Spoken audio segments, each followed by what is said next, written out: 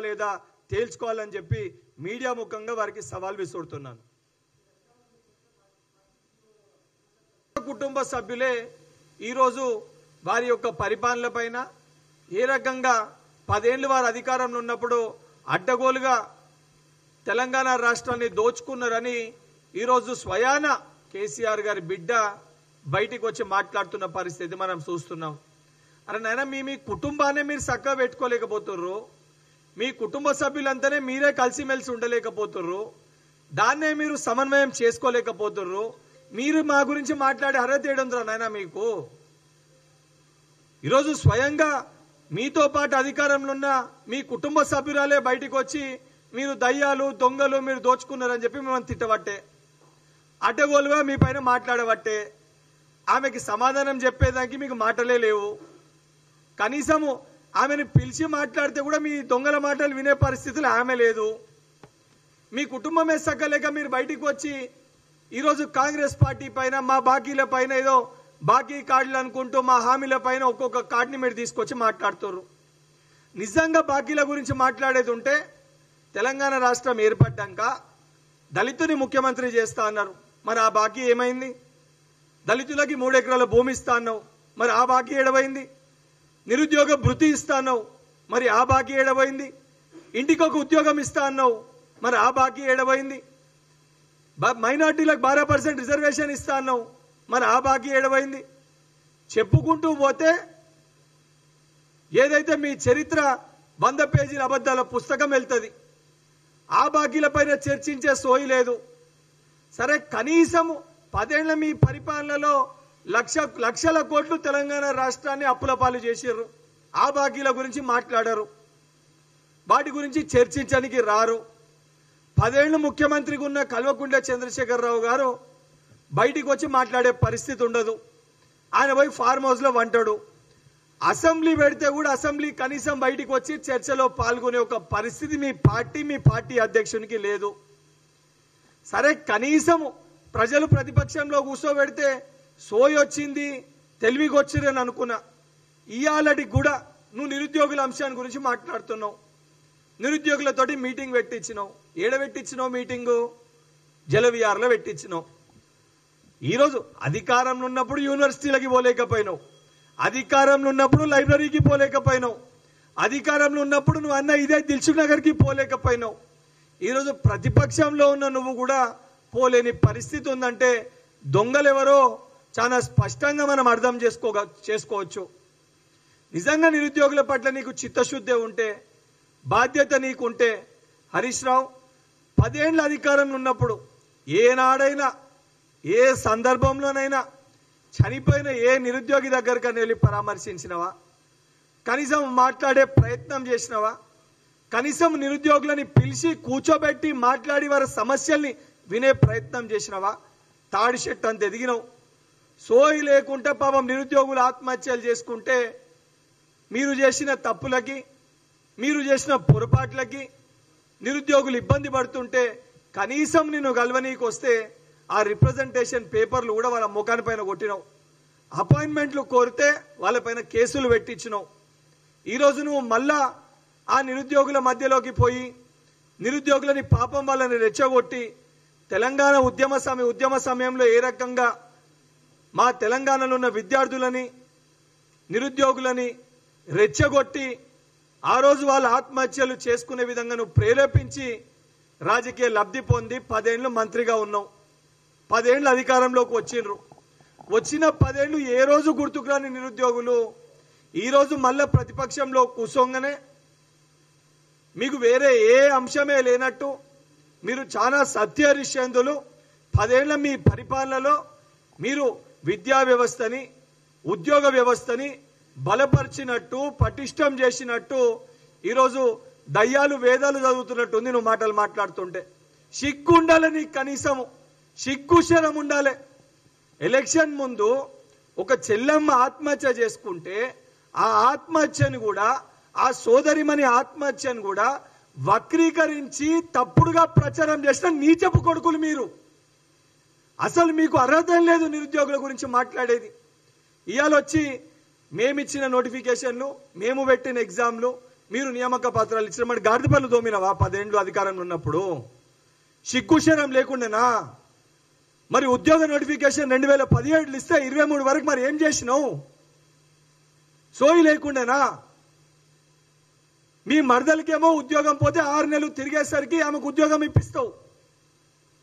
మీ కుటుంబంలో ఎవరన్నా ఇంట్లో ఉండి మీ పెద్దాయనకి గోళీలు సమయానికి ఇస్తా నేను రాజ్యసభకు పంపిస్తావు. తెలంగాణలో నిరుద్యోగులు ఎగ్జామ్స్ పెట్టి నోటిఫికేషన్ ఇచ్చి అయితే కొన్ని నోటిఫికేషన్లు ఇచ్చారు, దాని ఎగ్జామ్స్ కండక్ట్ చేయలే. కొన్ని ఎగ్జామ్స్ కండక్ట్ చేసిర్రు, దాని రిజల్ట్స్ ఇవ్వలే. కొన్నిటిని రిజల్ట్స్ ఇచ్చేదాన్ని కోర్టు కేసులలో చిక్కుముళ్లలో పెట్టి ఆపినరు. 10 ఏళ్లలో మీరు ఏం చేసిర్రా నాయన, మీరు ఈ నిరుద్యోగులకి మీరు ఏమి ఇచ్చిర్రు అని చెప్పి మాట్లాడితే దానిపైన మీ కాడ చర్చించడానికి మాటలు ఉండయి, సమాధానాలు ఉండయి. ఈరోజు బయటికి వచ్చి 2 ఏళ్ల మా ప్రజాప్రభుత్వ పరిపాలన గురించి నువ్వు మాట్లాడుతున్నావు.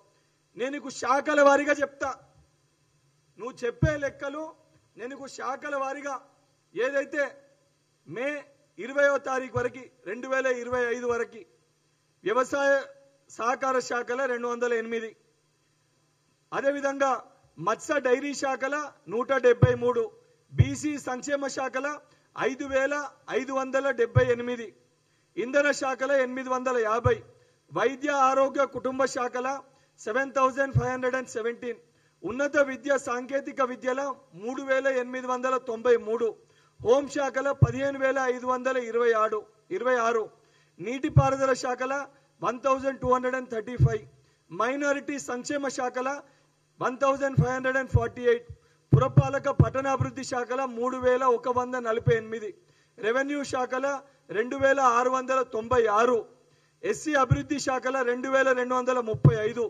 విద్యాశాఖల 10209, రవాణా రోడ్డు భవన శాఖల 442, ఎస్టీ సంక్షేమ శాఖల 1290, పంచాయతీరాజ్ గ్రామాభివృద్ధి శాఖల 722, ఉపాధి కార్మిక శాఖల 128, ఇతర శాఖలలో 512, పంచాయతీరాజ్ మున్సిపల్ 922, మొత్తము 58,868 పోస్టులు. ఇంత బాధ్యతతోటి డిఎస్సి మెగా డిఎస్సి అని మాట్లాడుతున్నాం. మేము 11,000 పోస్టులతోటి 11,000 పైచిల్కు పోస్టులతోటి మెగా డిఎస్సి నిర్వహించి 70 రోజుల లోపల నియామక పత్రాలు అందించి ప్రభుత్వం అంటే కేవలము నోటిఫికేషన్లు ఇచ్చి ఎగ్జామ్లు కండక్ట్ చేయడమే కాదు, ఒక నిరుద్యోగిని ఉద్యోగిగా మార్చి తన కాళ్ళపైన తను నిల్చునే విధంగా తీర్చిదిద్ది వాళ్ళ కుటుంబ సభ్యులకి ఒక భరోసాని కల్పించినప్పుడే నిజమైన ఏదైతే నోటిఫికేషన్లు ఇవ్వడం కానీ ఉద్యోగం కల్పించడం అనే ఒక బాధ్యతతోటి ఈరోజు నోటిఫికేషన్లు ఇవ్వడమే కాదు, స్వయంగా ముఖ్యమంత్రి గారే వారి చేతుల మీదుగా నియామక పత్రాలు ఇచ్చి ఆ భరోసాని ఆ ధైర్యాన్ని నిరుద్యోగులు నింపుతున్న ప్రభుత్వం ఈ ప్రజా ప్రభుత్వం. నువ్వు ఇవన్నీ జీర్ణించుకోలేక తట్టుకోలేక ఈ గ్రూప్ 1 ఎగ్జామ్స్ కానీ గ్రూప్ 2 కానీ ఇవన్నీ కూడా మీరు ఆపనీకి, ఎందుకంటే అప్పుడు మీరు గ్రూప్ 1 ఎగ్జామినేషన్ సమయంలో కొంతమందికి మీరు ఉద్యోగాలు అమ్ముకుండ్రు. ఇప్పుడు ఈ ఎగ్జామ్స్ ట్రాన్స్పరెన్సీ తోటి కండక్ట్ చేసి బడుగు బలహీన వర్గాలకి నిరుపేదలకి నికార్సుగా కష్టపడ్డోళ్ళకి ఉద్యోగాలు వస్తుంటే మీరు డబ్బులు తీసుకున్నోళ్ళు మీ గల్లాలు పట్టుకొని అడుగుతారు కాబట్టి మీ భాగోతం అంతా ఏడ బట్టబయలు అవుతుందని చెప్పి మొదటికెళ్ళి కూడా ఈ గ్రూప్ 1 ఎగ్జామినేషన్ని అడ్డుకోనికి నువ్వు నీ బావ బామ్మర్దులు ఇద్దరు తోడు దొంగలు, ఇద్దరు కేడీలు కూడా ఈ డ్రామాలు ఆడుతుర్రు. నిజంగా నీకు చిత్తశుద్ధి ఉంటే మీ సమయంలో పేపర్ లీకేజ్ పైన నువ్వు ముందు స్పష్టత ఇచ్చి అసలు ఈ పేపర్ లీకేజ్ మరి మీ ప్రభుత్వంలో ఎవరు చేసారు, మరి బావ చేసిండా బామ్మర్ది చేసిండా లేదా మీ ఇంట్లో వాళ్ళు ఇంకెవరైనా చేసిర్రా, ఆ భాగోతం పైన చర్చ పెట్టు, ఆ భాగోతం గురించి మాట్లాడు. ఇవన్నీ పక్కన పెట్టి మా ముఖ్యమంత్రి గారి గురించి మాట్లాడే అర్హత నీకెక్కడదిరా నాయన. మా ముఖ్యమంత్రి గారు స్వయాన ఉస్మానియా యూనివర్సిటీకి వెళ్ళి ఆడ విద్యార్థులతోటి మాట్లాడి మళ్ళా నేను డిసెంబర్లో ఉస్మానియా యూనివర్సిటీకి పోలీస్ ఎవరు లేకుండా కూడా సెక్యూరిటీ లేకుండా కూడా విద్యార్థుల మధ్యలోకి వస్తాను అని చెప్పి గట్టిగా బలంగా ధైర్యం ఇచ్చే విధంగా చెప్పిన నాయకుడు రేవంత్ రెడ్డి గారు. నువ్వు దొంగ లెక్క అటు ఉస్మానియా యూనివర్సిటీ పోతే ఏడ చెప్పులతోటి కొడతారు, ఇటు చిక్కడపల్లి సెంట్రల్ లైబ్రరీ పోతే ఏడ గుడ్లతోటి కొడతారు, నీ భాగోతం ఎక్కడ బట్టబయలు అవుతుంది అని చెప్పి జలవిహార్లా రెచ్చగొట్టనీకి మళ్ళా కూడా రాజకీయ లబ్ధి కోసం ఇక్కడ కూడా స్వార్థమే. జూబ్లీ హిల్స్ ఉప ఎన్నికల్లో మళ్ళా మీ స్వార్థం కోసము నిరుద్యోగులని వాడుకునే ప్రయత్నం చేస్తున్నావు. నిజంగా నీకు బాధ్యత ఉంటే, చిత్తశుద్ధి ఉంటే నువ్వు మాట్లాడుతున్న ప్రసంగంలో కూడా జియో 46 అమలు చేయనీకి అని మాట్లాడినావు. జియో 46 సోదరులు కూడా ఆలోచించాలి. జియో 46 తెచ్చింది ఎవడు? ఈ సమస్యకి కారకుడు ఎవడు? ఈ సమస్యలన్నింటినీ సృష్టించింది ఎవడు? దొంగతనం చేసినోడు బయటికి వచ్చి దొంగతనం ఎవడు చేసిండన్న అని మాట్లాడితే చాలా హాస్యాస్పదంగా అనిపిస్తుంది. అలా ఈరోజు ఆ రిక్రూట్మెంట్లలో మీరు చేసిన తప్పులని సరిదిద్దుకుంటూ, ఒక్కొక్క తప్పుని సరిదిద్దుకుంటూ నిరుద్యోగులకి ఇచ్చిన మాటని నిలబెట్టుకోవాలని చెప్పి ఆర్నిశలు తాపత్రయపడుతున్న నాయకుడు రేవంత్ రెడ్డి గారు. వారు ప్రతిసారి కూడా వారి ముఖ్యమంత్రి అయినప్పటికెళ్ళి ఇప్పటి వరకు వారు ప్రతిసారి ఎక్కడ మాట్లాడినా కూడా ఈ ప్రభుత్వ ఏర్పాటుకి కృషి చేసింది తెలంగాణలో ఉన్న యువత. యువత వల్లనే ఈరోజు ఈ ప్రభుత్వం అధికారంలోకి వచ్చిందని వారు ప్రతిసారి కూడా ముఖ్యమంత్రి హోదాలో తెలంగాణలో ఉన్న విద్యార్థులకి, యువకులకి బాసటగా అండగా నిలుచుని మేము ఇచ్చిన మాట నిలబెట్టుకుంటామని చెప్పి అనుక్షణం ధైర్యాన్ని ఇస్తున్న నాయకుడు రేవంత్ రెడ్డి గారు. ఈ తాడి చెట్టు అంతా ఎదిగిన పొడుగున్న ఈ హరీష్ రావుకి కేవలము తన స్వార్థం కోసము తప్ప జూబ్లీ హిల్స్ ఉప ఎన్నికల్లో వాళ్ళు గెలవాలంటే మళ్ళా ఇసొంటివి కొన్ని రెచ్చగొట్టే వ్యాఖ్యలు చేసి నిరుద్యోగులని రెచ్చగొట్టి మళ్ళా ఆ స్పీచ్లో కూడా నిరుద్యోగుల సభ అని చెప్పి పెట్టి ఆడ బీఆర్ఎస్ పార్టీకి ఓటేయమని చెప్పి అడుగుతాడు. సిగ్గెట్ల లేదురా నాయనా నీకు? ఏ ముఖం పెట్టుకొని ఈరోజు నిరుద్యోగులను ఓటేయమని అడుగుతున్నావు? పోయి ఆ చనిపోయిన కుటుంబాల ఇంటికి పోయి అడుగు. వీడియోలు పెట్టి చనిపోయారు నిరుద్యోగులు. నా సావుకి కేసీఆర్ కారణమని, నా చావుకి బీఆర్ఎస్ పార్టీ కారణమని చనిపోయింది. స్వయాన ఎలక్షన్స్ ముందు ఒక చెల్లె ఆత్మహత్య చేసుకుంటే చిక్కడపల్లి లైబ్రరీ దగ్గర ఆ చెల్లె పేరు మీడియాలో చెప్తే మళ్ళీ కుటుంబ సభ్యులకి బాధ కలిగించినట్టు అవుతుందని చెప్పి నేను పేరు తీస్తలేను. చనిపోతే కూడా పోలీస్ సిబ్బందిని వారి ఇంటికి పంపించి వాళ్ళ అమ్మతోటి, వాళ్ళ తమ్మునితోటి, వాళ్ళ నాయనతోటి మీ దగ్గరికి పిలిపించుకొని మీ యొక్క మంత్రి ఇంట్లో వాళ్ళని పెట్టి వీడియోలు తీపిచ్చి మీ తప్పు లేదని చెప్పి గలీజ్గా మీ యొక్క సోషల్ మీడియా హ్యాండిల్స్లో ప్రచారం చేసుకోరు. అంటే రాజకీయం కోసము, కుర్చీలో కూర్చోనికి, అధికారం కోసము ఎంత నీచానికైనా దిగజారే చరిత్ర బీఆర్ఎస్ పార్టీది, మీ కల్వకుంట్ల కుటుంబానిది. నిజంగా నీకు చిత్తశుద్ధి ఉంటే అసెంబ్లీ పెట్టమంటే పెడతలేదని చెప్పి మాట్లాడుతున్నావు. అసెంబ్లీ పెడితే కనీసము మీ నాయకుడిని అసెంబ్లీకి తీసుకొచ్చే సోయి లేదు మీకు. అధికారంలో ఉన్నప్పుడు ఫార్మ్ హౌస్లో అన్నాడు, ప్రతిపక్షంలో ఉన్నప్పుడు కూడా పోయి ఫార్మ్ హౌస్లోనే అన్నాడు. ఇప్పుడు కూడా సోయి లేదు. బయటికి వచ్చి మాట్లాడే ఒక కనీస ఇంగిత జ్ఞానం లేదు. సిగ్గు లేకుంటే మళ్ళీ అలా ఉప ఎన్నిక రాగానే వచ్చి నిరుద్యోగులను రెచ్చగొట్టి మాకు ఓట్లేయండి, మాకు ఓటేయండి అని అంటారు. నిజంగా మీకు ఓట్లు వేయాలనంటే, మీకు ఓట్లు కావాలంటే 10 ఏళ్ళు మీరు చేసిన తప్పులకి ఈరోజు వేరే విషయంలోనన్నా తెలంగాణ ప్రజలు మిమ్మల్ని క్షమిస్తారేమో. 10 ఏళ్ళు అంటే ఒక డెకేడ్, మొత్తం ఒక జనరేషన్, మొత్తము 10 సంవత్సరాలు విద్యా వ్యవస్థని కంప్లీట్గా నాశనం చేసిర్రు. కనీసము పట్టించుకోలే, నిరుద్యోగులని పట్టించుకోలే. నిజంగా మీకు చిత్తశుద్ధి ఉండి నిరుద్యోగులకు మీరు ఉద్యోగ నియామకాలన్నీ నింపింటే, 10 ఏళ్ళు మీరు జాబ్ క్యాలెండర్ ఇచ్చింటే, 10 ఏళ్ళు మీరు ఆ ప్రక్రియ ప్రారంభించింటే ఈరోజు ఈ పరిస్థితి ఎందుకు వస్తుండే? దానికి కారణము కోవిడ్ సమయంలో మేమేదో రిజర్వేషన్ కల్పించనీకి దానికోసము కేంద్రం పైన ఒత్తిడి చేసినాం, అది ఇదని చెప్పి సిపాయి మాటలు మాట్లాడుతున్నాం. నేను హరీష్ రావు గారికి, కేటీఆర్ గారికి సూటిగా సవాల్ చేస్తున్నా. నిజంగా 10 ఏళ్ల మీ పరిపాలన పైన, మీరిచ్చిన ఉద్యోగాల పైన, మీ ఇద్దరు కలిసి వచ్చినా సరే, మీ ఇద్దరు విడివిడిగా వచ్చినా సరే, ఉస్మానియా యూనివర్సిటీ కన్నా, చిక్కడపల్లి సెంట్రల్ లైబ్రరీ కన్నా 10 ఏళ్ళు, ఎందుకంటే ఇలా మీటింగ్లో మాట్లాడుతూ నేను మాట్లాడిన మాటల్ని కూడా నువ్వు అక్కడ చూపించినావు. 10 ఏళ్ళు నిరుద్యోగుల విషయాలపైన, నిరుద్యోగుల అంశాలపైన మీరు చేసిన తప్పులను తీసుకొని నేను వస్తా. దానితో పాటు 2 ఏళ్లు ప్రజాప్రభుత్వం అధికారంలోకి వచ్చినాక నిరుద్యోగులకి మేము ఏమేమి ఉద్యోగ నియామకాలు చేపట్టినాము, మేము ఏమేమి మార్పులు చేపట్టినాము, ఏ రకంగా తెలంగాణలో ఉన్న యువతకి భరోసా కల్పించే ప్రయత్నము ప్రజాప్రభుత్వం చేసిందో వాటిపైన చర్చించడానికి శాసన మండలి సభ్యునిగా కాంగ్రెస్ ప్రభుత్వం తరఫున నేను రానికి చర్చకి సిద్ధంగా ఉన్నా. లేదా మా పార్టీ ఉపాధ్యక్షునిగా ఉస్మానియా యూనివర్సిటీ అన్న పర్లేదు, నువ్వు ఎక్కడికి పిలిచినా, ఏ విశ్వవిద్యాలయ యూనివర్సిటీకి పిలిచినా, ఏ యూనివర్సిటీకి పిలిచినా, ఏ లైబ్రరీకి పిలిచినా చర్చకి రానికి నేను సిద్ధంగా ఉన్నా. నిజంగా నీకు చిత్తశుద్ధి ఉంటే మరి ఈ విషయాలపైన చర్చించనీకి మీ 10 ఏళ్ల అధికారం పైన, మా బాకీల పైన, మీ బాకీల పైన, విద్యార్థుల మధ్యలో, నిరుద్యోగుల మధ్యలో, తెలంగాణలో ఉన్న యువత మధ్యలో చర్చిస్తాము. మరి మీరు దొంగల, మేము దొంగల, ఎవరి గుడ్డలోడు తీసి కొడతారో అక్కడనే తేట తెల్లం అవుతుంది.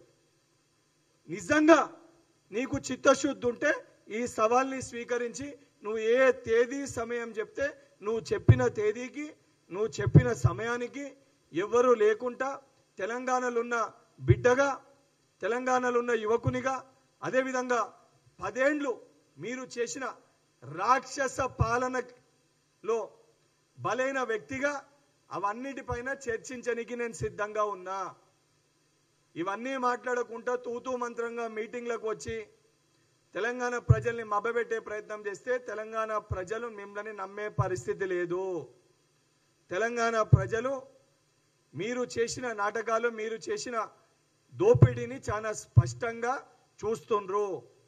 అండ్ వాటన్నిటికీ ఈరోజు ఎండార్స్మెంట్ చేసి అవును మా ప్రభుత్వం ఉద్యోగాలు అమ్ముకుందని చిక్కడపల్లి సెంట్రల్ లైబ్రరీ సాక్షిగా స్వయాన మీ కుటుంబ సభ్యురాలు కల్వకుంట్ల కవిత గారే వచ్చి మాట్లాడడం జరిగింది.